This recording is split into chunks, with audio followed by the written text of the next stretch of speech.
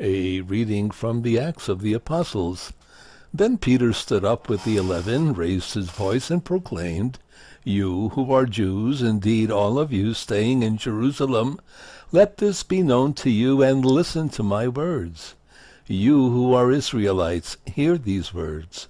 Jesus the Nazarene was a man commended to you by God, with mighty deeds, wonders, and signs, which God worked through him in your midst, as you yourselves know. This man, delivered up by the set plan and foreknowledge of God, you killed, using lawless men to crucify him. But God raised him up, releasing him from the throes of death, because it was impossible for him to be held by it. For David says of him, 'I saw the Lord ever before me. With him at my right hand I shall not be disturbed.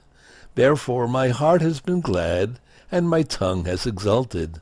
My flesh too will dwell in hope, because you will not abandon my soul to the netherworld, nor will you suffer your Holy One to see corruption.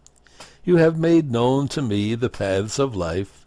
You will fill me with joy in your presence.' My brothers, one can confidently say to you about the patriarch David that he died and was buried, and his tomb is in our midst to this day.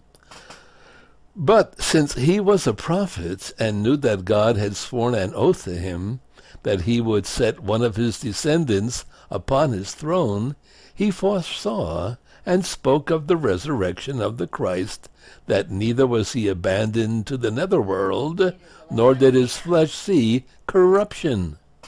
God raised this Jesus, of this we are all witnesses, exalted at the right hand of God.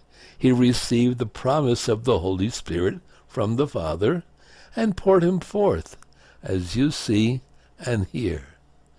The word of the Lord. Thanks be to God.